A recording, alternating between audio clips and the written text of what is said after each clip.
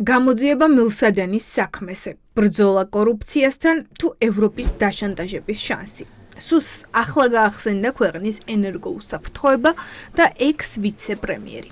ლევან დავითაშვილმა სუსში გამოკითხვაზე 6 საათი გაატარა. იქიდან გამოსულმა კი ილაპარაკა ევროპის გაზმომარაგებაში საქართველოს მონაწილეობის რისკებზე.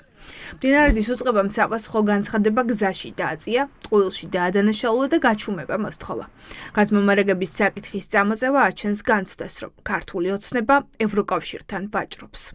სუსის ინტერესი საქართველოს ენერგო უსაფრთხოების უზრუნველყოფა არ არის, რა ინტერესი შეიძლება კონდეს, ეს შეიძლება იყოს ევროპული ქვეყნების შანტაჟი, ეს შეიძლება იყოს უბრალოდ ევროპული სახელმწიფოების დისკრედიტაციის ცდელობა ქართული საზოგადოების თვალში, ეს რა თქმა უნდა მათ შორის აუცილებლად უნდა უკავშირდებოდეს შიდა პოლიტიკურ დაპირისპირებას რეჟიმის მარიონეტებს შორის, ანუ ეს მიზანი კიდევ გზადაგზა გამოჩნდება და გაირკვევა. ისე როგორც კორუფციის წინააღმდეგ არის ბრძოლა ფიქცია, ასეთივე ფიქცია რომ სუსი ახლა საქართველოს ენერგო უსაფრთხოებაზე ზუნავს, მაშინ როდესაც მნიშვნელოვნად გაზარდეს ივანიშვილის პირობებში რუსეთზე ჩვენი დამოკიდებულება. რას გულისხმობდა დავითაშვილი, როდესაც ევროკავშირის გაზმომარაგების საკითხზე ლაპარაკობდა. აზერბაიჯანულ გაზს ევროკავშირის ქვეყნები საქართველოს გავლით იღებენ. მოთხოვნა დიდია. ბაქო-თბილისი ერზერუმის გაზსადენს კი ამდენი ბუნებრივი აირის გატარება არ შეუძლია. საქართველომ დათმო მისთვის განკუთვნილი ადგილი მილსადენში. თავად კი აზერბაიჯანულ გაზს ძველი საგურამოს გაზსადენით იღებს. დავითაშვილი სავარაუდოდ ამ გადაწყვეტილებას მარტო ვერ მიიღებდა. ბაქო-თბილისი ერზერუმის მილიდან გამოგვაქცეს და გახვრეტილი საბჭოთა მილს მიგვაბეს.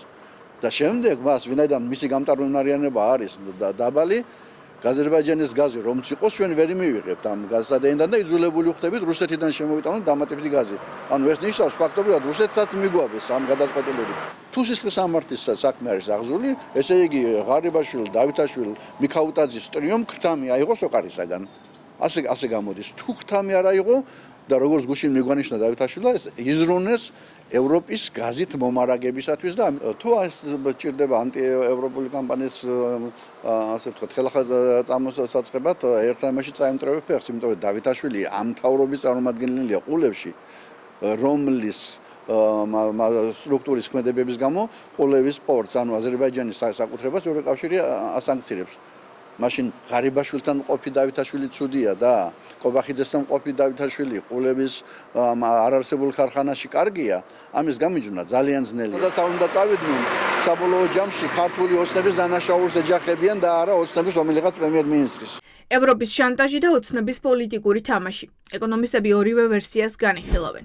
ლევან დავითაშვილი შესაძლოა ექს-პრემიერ ღარიბაშვილთან ასოცირდება, მაგრამ წინამორბედის მსგავსად წარმატებით დატოვა მინისტრთა კაბინეტში ირაკლი კობახიძემაც. თანამდებობიდან წასულს კი ყულევის ქარხანა ჩაბარდა. ყულევის სანქცირებას ახლა ევროპა ითხოვს.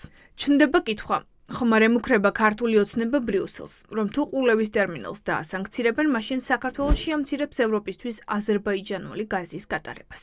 ან ეს არის დაუდევრობა და არასწორ ადგილას, არასწორ თემებზე საუბარი, ან ეს არის რაღაცა გეგმა, რომელიც არის ძალიან სახიფათო. რაც შეიძლება ვივარაუდოთ, ეს არის მინიშნებები, რომ არსებული ხელშეკრულებები არ არის ბოლომდე ასე ვთქვათ, გარანტირებული ის ხელშეკრულებები, რაც აქვს საქართველოს აზერბაიჯანთან. დიდი სურათი არის საქართველოს ენერგოსისტემაში გავლენების, ჩემი აზრით, გადათამაშების პროცესი. ძველი ფიგურები ნელ-ნელა როგორც ჩანს შორდებიან ამ სფეროს. ლევან დავითაშვილი იქნებოდა მნიშვნელოვანი მოთამაშე, შესაბამისად მისი გამოყენება როგორც მოწმის, როგორც განტევების ვაცის, როგორც დამნაშავის შეიძლება სასარგებლო იყოს დღეს ქართული ოცნებისთვის და ჩვენ კარგად ხედავთ, რომ ქართული ოცნება მზად არის ყველაზე ლოიალური საკუთარი მომხრეები და წევრებიც კი გაიმეტოს თუ საუბარი არის ბიზნეს ინტერესებზე და ძალაუფლების შენარჩუნებაზე.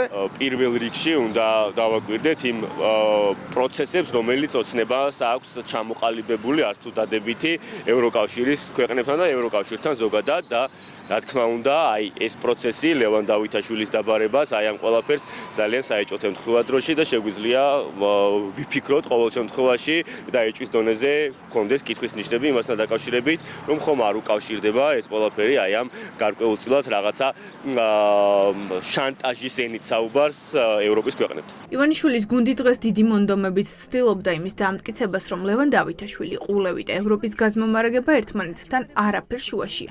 უბრალოდ სუსი არ ყოფს, კანონიერია თუ არა აზერბაიჯანთან შეთანხმება. კიდე რამეს ვარ ჩამატებდით.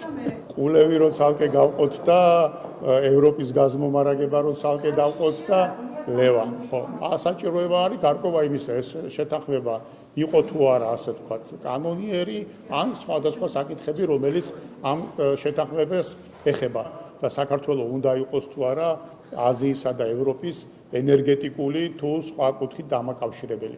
რა თქმა უნდა იყოს და თუ ვინმეს ამის ასე ვთქვათ მიმართულებით ძალისხმევა გაუწევია, ეს არის რა თქმა უნდა ჩვენი ხელისუფლება.